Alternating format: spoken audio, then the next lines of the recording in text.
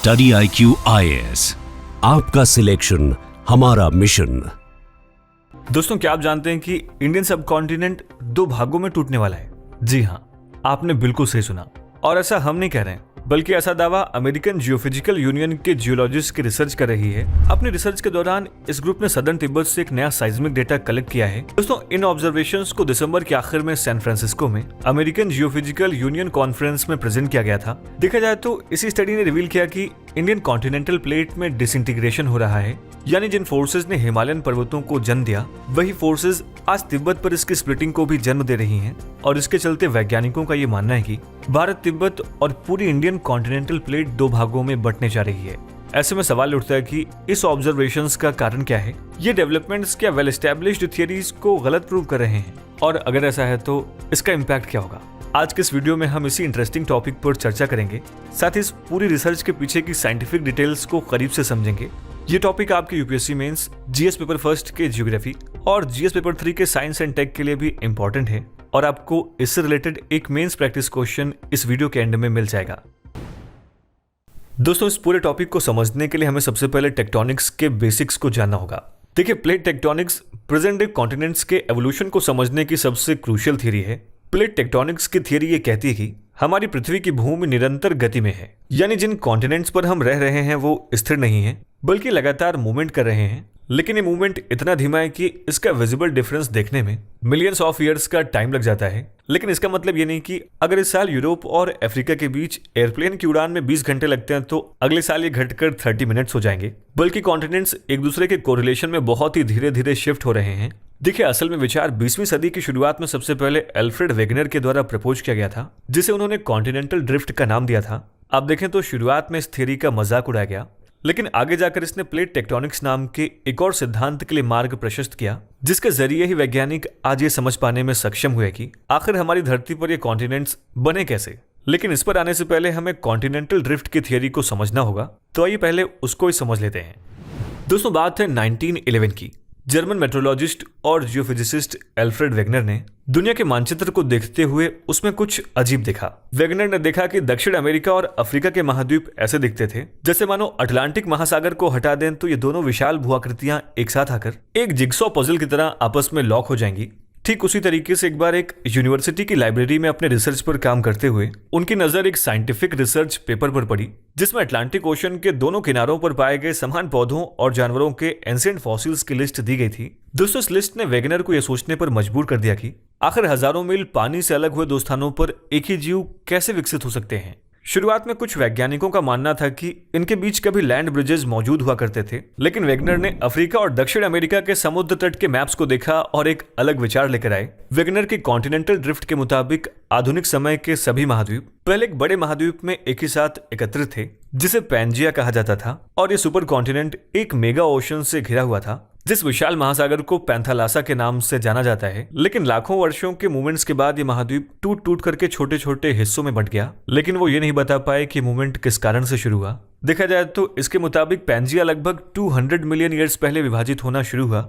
दोस्तों, पैंजिया सबसे पहले दो बड़े महाद्वीपों यानी कि गोंडवाना लैंड और लॉरेशिया में डिवाइड होना शुरू हुआ, जो दक्षिणी और उत्तरी मॉड्यूल बनाते हैं, और बाद में ही गोंडवाना लैंड और लॉरेशिया कई छोटे महाद्वीपों में टूटते रहे, जो कि आज हमारे सामने मौजूद हैं। देखा जाए तो इसी थॉट से इंस्पायर होकर वेगनर ने पहली बार 1912 में कॉन्टिनेंटल ड्रिफ्ट का अपना विचार प्रस्तुत किया, लेकिन जैसा कि हमने आपको शुरुआत में बताया कि इसका मजाक उड़ाया गया और जल्द इस आइडिया को भुला दिया गया। दोस्तों, वेगनर अपने सिद्धांत को स्वीकार होते देखने के लिए जीवित नहीं रहे और ग्रीनलैंड में एक अभियान के दौरान 50 साल की उम्र में उनकी मृत्यु हो गई। लेकिन कुछ ही दशकों के बाद 1960 में कॉन्टिनेंटल ड्रिफ्ट का विचार फिर से सामने आया। यूजो विल्सन ने पहली बार 1960 में प्लेट टेक्टोनिक का नाम लिया। आप देखेंगे तो इन दशकों में वॉर टाइम में यूज हुई टेक्नोलॉजीज ने अर्थ को और भी ज्यादा डेप्थ में समझना मुमकिन कर दिया था, जिनमें परमाणु परीक्षण के कारण होने वाले जमीनी झटकों की निगरानी के लिए इस्तेमाल किए जाने वाले साइज्मोमीटर और पनडुब्बियों का पता लगाने के लिए मैग्नेटोमीटर शामिल थे। साइज्मोमीटर के साथ रिसर्चर्स ने पाया कि भूकंप पूरी पृथ्वी पर समान रूप से आने के बजाय अलग अलग स्थानों पर आते हैं, और मैग्नेटोमीटर के साथ समुद्र तल का अध्ययन करने वाले वैज्ञानिकों को समुद्र के नीचे की चोटियों के पास आश्चर्यजनक चुंबकीय विविधताओं के प्रमाण मिले। साथ ही डॉग्स के अल्टरनेट स्ट्रिप्स ने अर्थ के मैग्नेटिक फील्ड में फ्लक्चुएशन शो किए। यहाँ पर गौर करने वाली बात यह कि ये सभी ऑब्जर्वेशंस रिसर्चर्स द्वारा प्रस्तावित एक नए सिद्धांत के अनुरूप थे, जो वेगनर के कॉन्टिनेंटल ड्रिफ्ट के मूल विचार पर आधारित थे। दोस्तों, कॉन्टिनेंटल ड्रिफ्ट के साथ ही साथ कन्वेक्शन करंट और सी फ्लोर स्प्रेडिंग जैसी थ्योरीज के एविडेंसेस को इस्तेमाल करके साइंटिस्ट ने प्लेट टेक्टोनिक्स की थ्योरी को जन्म दिया। और प्लेट टेक्टोनिक यही थ्योरी हमें ये बताती है कि पृथ्वी के महाद्वीप क्यों घूम रहे हैं। देखिए, असल में हमारी अर्थ के इंटीरियर 3 लेयर्स में बटे हुए हैं।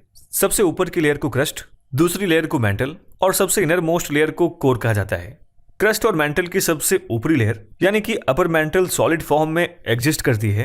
ये सॉलिड लेयर लिथोस्फेयर फॉर्म करती है। आप देखेंगे तो अपर मेंटल के नीचे एक और लेयर एग्जिस्ट करती है जिसको एटमॉस्फेयर कहा जाता है। दरअसल टेम्परेचर बहुत ज्यादा हाई होने के चलते ये लेयर सेमी लिक्विड मैग्मा की फॉर्म में एग्जिस्ट करती है। यही वजह है कि जैसे जैसे ये मोल्टेन मैग्मा मूव करता है तो इसी के साथ लिथोस्फेयर भी मूव करता है। आप देखेंगे तो इस लेयर के और नीचे रेडियो एक्टिव एलिमेंट्स प्रेजेंट होते हैं जिसमें लगातार रिएक्शंस भी होती रहती हैं। ये रिएक्शन कन्वेक्शन करंट को जन्म देती है। ये करंट्स नीचे से अर्थ की क्रस्ट की ओर मूव करते हैं और ये क्रस्ट से बाहर निकलने की कोशिश करते हैं। दोस्तों, इन करंट्स की फोर्सेस के साथ ही साथ अर्थ की क्रस्ट में भी क्रैक्स आ जाते हैं और इसी के चलते अर्थ की लेयर लगभग 20 खंडों में विभाजित है जिन्हें टेक्टोनिक प्लेट्स कहा जाता है। और इन्हीं प्लेट्स पर महाद्वीप टिके हुए हैं। यानी कि लिथोस्फेयर कई बड़ी और छोटी प्लेट्स से बना है जो एक साथ मजबूती से फिट होती है लेकिन निरंतर गति में रहती हैं, जो कभी कभी एक दूसरे की ओर तो कभी कभी एक दूसरे से दूर जाती हैं। और लिथोस्फेरिक प्लेट्स के इसी मोमेंट को ही टेक्टोनिक शिफ्ट कहते हैं। देखिए, इस मोमेंट को कन्वर्जेंट, डाइवर्जेंट और ट्रांसफॉर्म में डिवाइड किया जाता है। जब कन्वेक्शन करंट्स कवरेज होते हैं तो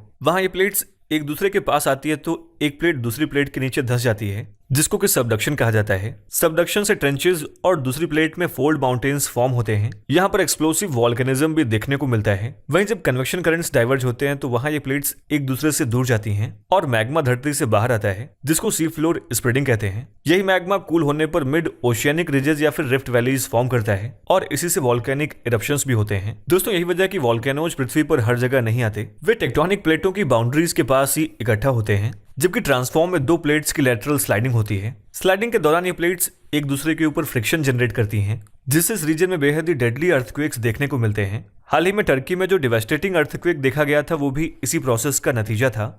यहाँ यूरेशियन और एनाटोलियन प्लेट के बीच ट्रांसफॉर्म मूवमेंट यानी कि स्लाइडिंग हुई थी। आपको बता दें कि टेक्टोनिक मूवमेंट्स नेचर में काफी लंबे टाइम से चल रहा है। नेचर मैगजीन में अगस्त 2019 में प्रकाशित एक अध्ययन का निष्कर्ष ये है कि देखिए, प्लेट टेक्टोनिक्स लगभग 2.5 अरब ईयर्स पहले शुरू हुआ था और तब से धीरे धीरे विकसित हुआ है। टेक्टोनिक प्लेटें औसतन प्रतिवर्ष केवल कुछ सेंटीमीटर की धीमी गति से चलती हैं और इसीलिए परिवर्तनों को देखने में लंबा टाइम लगता है। दोस्तों, अभी तक हमने प्लेट टेक्टोनिक के बेसिक्स को समझने की कोशिश की। देखा जाए तो यही थियरी इंडियन और यूरोपियन प्लेट पर भी वैलिड थी। आप देख सकते हैं कि इंडियन प्लेट एक टाइम इक्वेटर के साउथ में स्थित थी। आज से लगभग 60 मिलियन ईयर्स पहले इंडियन प्लेट उसके मेंटल की मोल्टन रॉक्स के करंट्स के बहाव से बहने लगी और यूरेशियन प्लेट के साथ एक टकराव से पहले इंडियन प्लेट ने नॉर्थ में 6000 किलोमीटर से अधिक की यात्रा तय की और इस मूवमेंट के चलते इंडिया एंड यूरेशिया क्रस्ट के कुछ चंक्स का कोलिशन हुआ। दोस्तों, इस कोलिशन के चलते यूरेशियन लैंडमास धीरे धीरे अपलिफ्ट होने लगा और इसी प्रोसेस ने हमें हिमालयन रेंजेस के रूप में अर्थ का हाईएस्ट एलिवेशंस प्रदान किया। ये Himalayan ranges plate tectonic forces की सबसे मैग्निफिसेंट रचना है जो भारत और तिब्बत के बीच की सीमा पर 2900 किलोमीटर तक फैला है। जिन फोर्सेस से हिमालयाज का जन्म हुआ वो भी लगातार अपना काम कर रही हैं। यानी कि यहाँ पर एक स्लो मोशन कोलिशन अभी हो रहा है जिसकी वजह से हिमालयाज की हाइट भी लगातार बढ़ रही है।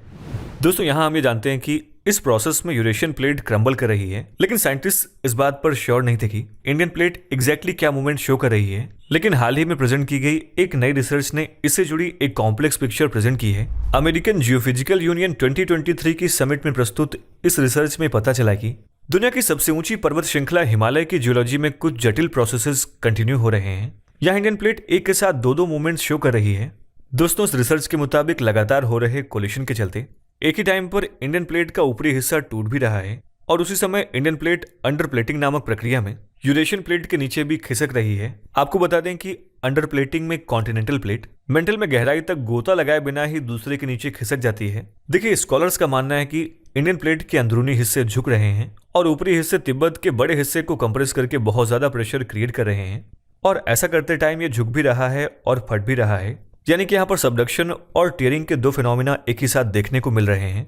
दरअसल रिसर्चर्स ने क्रस्ट के उस रीजन से गुजरने वाली अर्थक्वेक वेव्स की जांच की जहां दो प्लेट्स टकराती हैं। देखा जाए तो इन तरंगों का इस्तेमाल करके उन्होंने इंडियन प्लेट्स की परत के स्लैब में स्लैश दिखाने वाली छवियां बनाई। साइंस मैगजीन की रिपोर्ट के मुताबिक जहां कुछ स्थानों पर भारतीय प्लेट का निचला भाग 200 किलोमीटर गहरा है, वहीं अन्य स्थानों पर यह केवल 100 किलोमीटर गहरा है, जिससे पता चलता है कि भारतीय प्लेट का कुछ हिस्सा प्रेशर की वजह से छिल गया है। लेकिन इसका मतलब यह भी नहीं कि तिब्बत की सतह पर अचानक से कोई बड़ी दरार खुल जाएगी। देखिए, पर तिब्बत के अंतर्गत ये स्लैब टियर क्षेत्र में खतरनाक भूकंप ला सकता है। हालांकि दोस्तों, अब इस चीज का पता नहीं लग पाया कि क्रस्ट के अंदर गहराई तक फटने और विकृत होने से सतह पर तनाव कैसे पैदा होता है।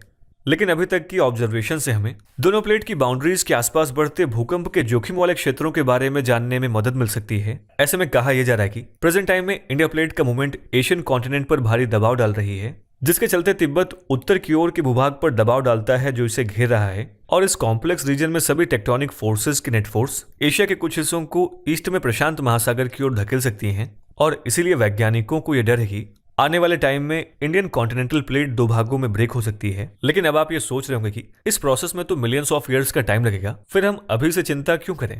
देखिए, इन सभी प्रक्रियाओं का एक गंभीर परिणाम डोमिनो इफेक्ट के रूप में देखने को मिल सकता है, और वो भी बहुत जल्द देखने को मिल सकता है। क्योंकि जैसा कि हम जानते हैं कि अर्थ के क्रस्ट के अंदर बहुत हाई प्रेशर होता है, जो टाइम टाइम पर भूकंप के साथ कई क्रैक्स से रिलीज होता है। आपने इतिहास में पढ़ा या जाना होगा कि दुनिया के कुछ सबसे विनाशकारी भूकंप टेक्टोनिक प्लेट्स के मूवमेंट्स का ही परिणाम रहे हैं। ऐसे में इस रीजन की जियोलॉजी पर डायरेक्ट इसका क्या इंपैक्ट होगा, ये बात तो रिसर्चेस के पूरा होने के बाद ही पता चल पाएगा। लेकिन फिलहाल ये डिस्कवरी इस क्रस्ट की बाउंड्री के अराउंड अर्थक्वेक्स की पॉसिबिलिटी को बहुत ज्यादा बढ़ा देती है। यहाँ हमें यह ध्यान रखना चाहिए कि हिमालयन रीजन ऑलरेडी भारत के हाईएस्ट साइज्मिक जोन में आता है, जिसकी वजह से यहाँ पर अर्थक्वेक्स की संभावना बनी रहती है। लेकिन अगर रिसर्च में सामने आए एक्सेसिव प्रेशर की बात सही साबित होती है तो हमारे लिए इसके परिणाम बेहद ही विनाशकारी साबित हो सकते हैं। दोस्तों, आपकी इस पर राय क्या है, हमें इस वीडियो के कमेंट सेक्शन में जरूर लिखें। और ये है आज का हमारा मेंस प्रैक्टिस क्वेश्चन।